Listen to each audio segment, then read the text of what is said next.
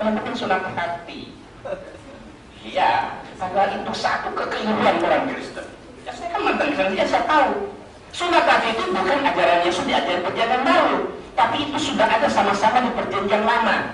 Bisa dilihat di kitab Ulangan pasal 10 ayat 16. Sunatlah hatimu. Jadi ada dua perintah sunat. Sunat hati, ya sunat daging, yaitu potong kulit. Dan kemudian sunat hati. Sunat hati bukan berarti membersihkan hati, motong orang hati mati. Artinya membersihkan. Ya hati dari segala iri, dengki, sombong, takabur. Itu sunat hati. Jadi sunat hati ada perintah yang sama-sama tertulis dalam Taurat Musa. Sunat daging maupun sunat hati. Jadi bukan berarti dengan ada sunat hati terus sunat daging hilang. Itu tidak. Buktinya Yesus juga sunat, ya kan? Ya. Yang amalkan siapa? Kita juga umat Islam. Nah, bagaimana mau selamat?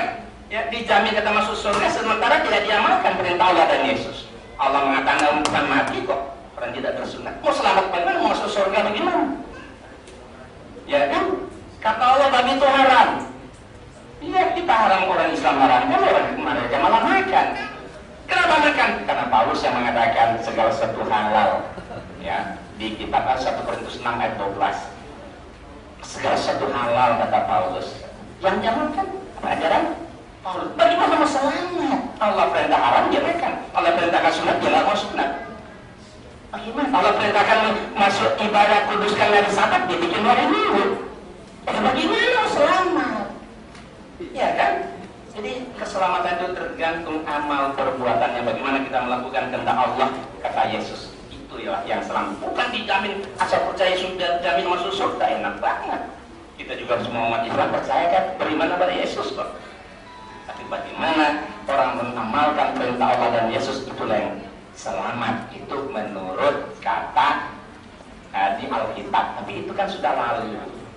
Kenapa? Karena ini Nabi Isa dengan Injilnya itu dia hanya untuk Bani Israel saja, bukan untuk seluruh dunia. Nah, tadi ada dikatakan ada perintah ke seluruh dunia, betul, tapi banyak juga perintah. Kata Yesus Matius 15 ayat 24, aku diutus hanya kepada domba-domba yang hilang dari umat Israel. Ada Matius 10 ayat 5 dan 6 kata Yesus kepada ke-12 muridnya.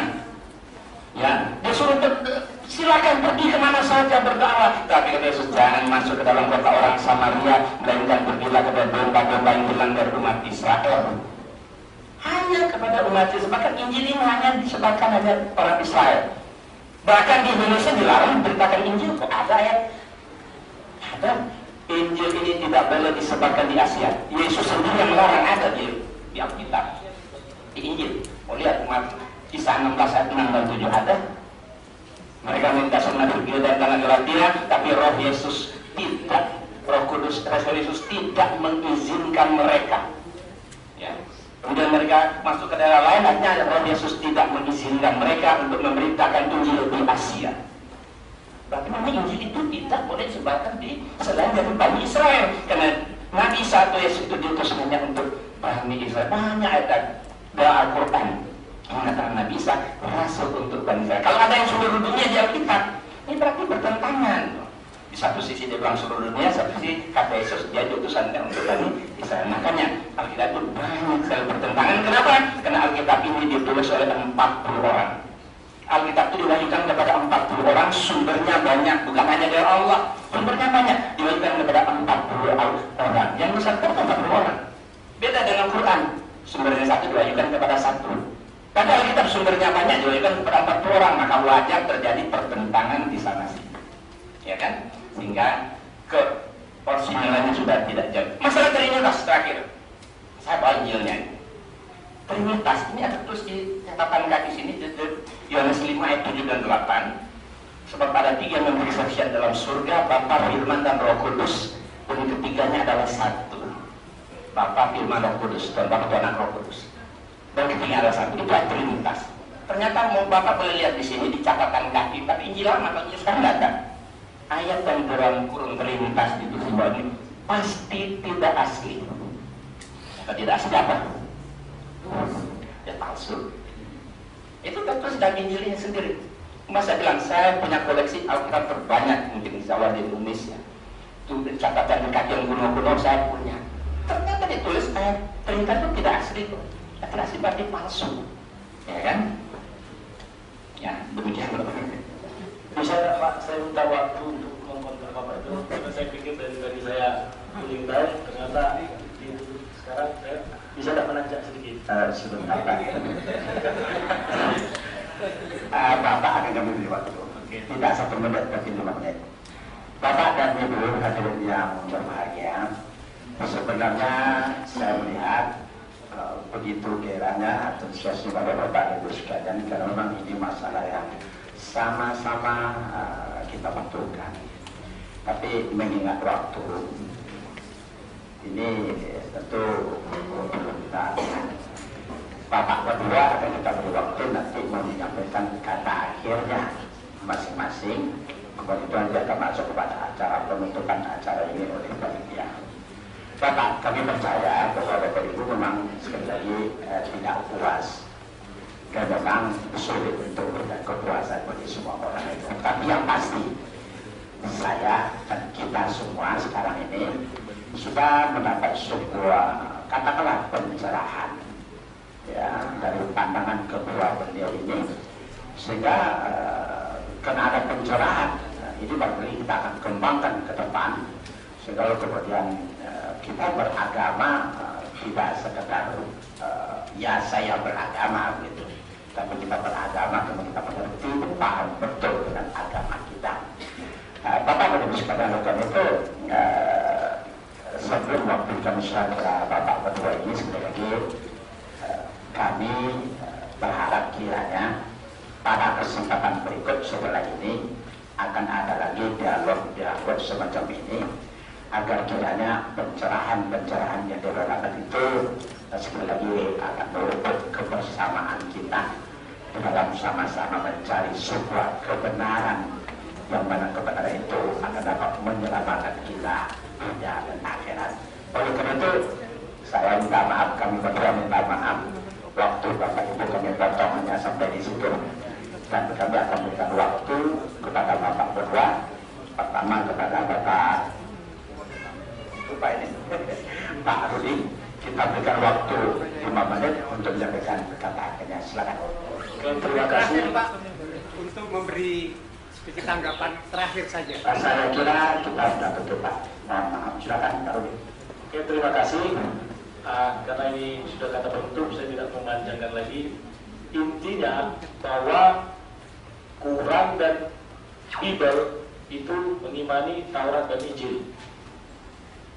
Taurat dan Injil, kalau menurut Quran, orang Muslim itu sudah tidak ditemukan lagi yang asli.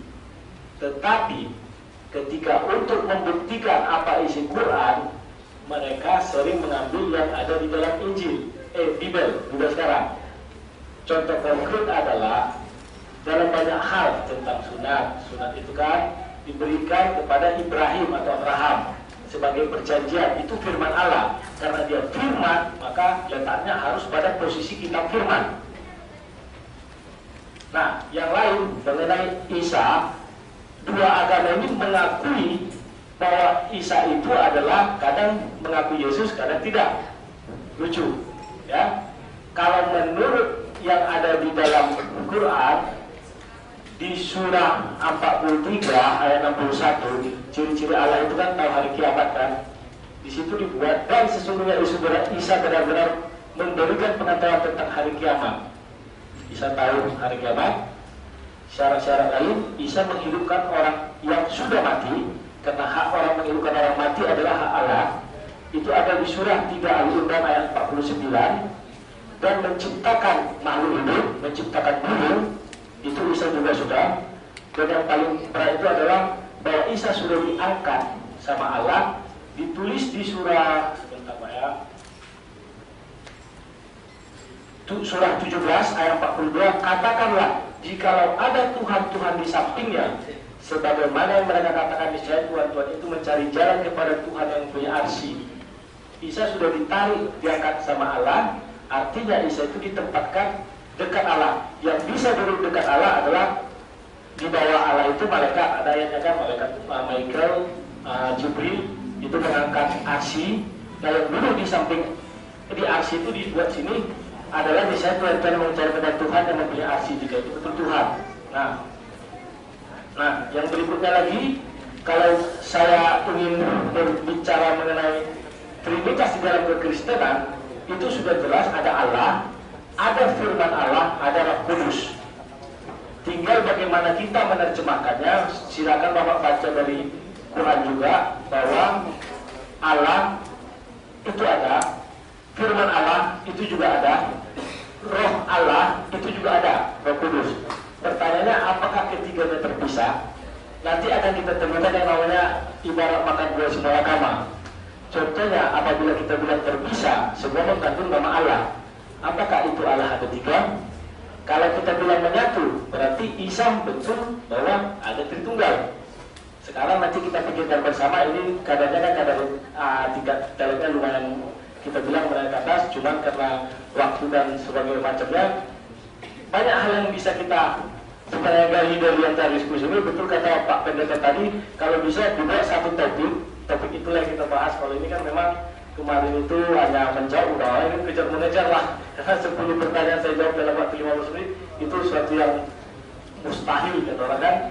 Nah, dan sebagai penutup, saya hanya mau mengatakan bahwa sebentar, saya mau membaca di Al-Quran itu surah Al-Baqarah sampai betina ayat 62. Sesungguhnya orang-orang mukmin, orang-orang Yahudi, orang-orang Nasrani, dan orang-orang Sahiin, siapa saja di antara mereka yang benar-benar beriman kepada Allah, hari kemudian dan beramal soleh, maka mereka akan menerima pahala dari Tuhan mereka. Saya tidak mengerti bagaimana cara menerjemahkan, silakan. Saya tidak menghakimi bagaimana. Tuhan mereka artinya dalam bahasa Indonesia jelas, tapi saya tidak usah mengartikan hal tersebut. Dan belum Oke. Dan sebenarnya kalau saya mengatakan juga mengapa Eli lama sabatani itu kan sebagai itu bapak tadi itu sebentar mengenai sunat di sini adalah artinya jikalau ada satu Allah yang akan membenarkan baik orang-orang bersunat karena iman maupun orang-orang yang tidak bersunat juga karena iman. Maksudnya adalah kita sunat tapi tidak punya iman, membunuh, mencuri akan masuk surga. Tapi ada orang yang tidak bersunat tapi dia melakukan amal soleh. Silakan Anda memilih mana yang Anda pilih akan masuk surga. Apakah yang bersunat membunuh atau yang tidak bersunat tapi melakukan amal soleh. Silakan memilih aja. Saya tidak memberi kesimpulan. Dan soal ini satu lagi mengenai bentar.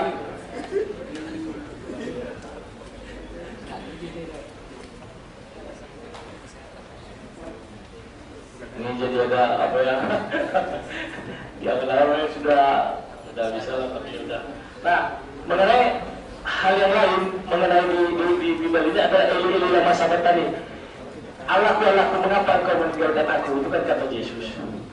Yesus mengatakan begitu kenapa? Bahwa Allah akan meninggalkan daging. Karena untuk ke surga adalah roh. Maka yang ditinggalkan itu daging, bukan Yesusnya.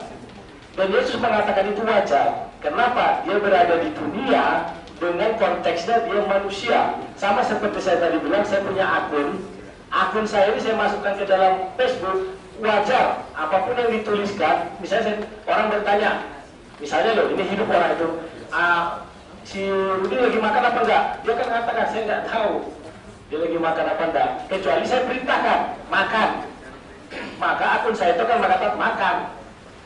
Nah, itulah dua dunia yang berbeda. Tapi dengan kalau kita mengakui bahwa Allah itu serba maha, apapun bisa dilakukannya. Sebab sebentar ini terakhir. Bapak memang sudah habis. Iya, sebentar tadi. Surah Maryam ayat 17. Maka ia mengadakan tabir melindungi diri mereka lalu mengutus roh kami kepadanya, maka ia menjadi di hadapannya dalam bentuk manusia sempurna. Ternyata Allah bisa mengutus roh Allah untuk menjadi wujud manusia sempurna. Terima kasih. Mungkin itu dari saya. Semoga ini bisa jadi ke depan lebih bagus lagi Pak. Cuman ya udah, nggak apa-apa. Terima kasih. Baik, terima kasih.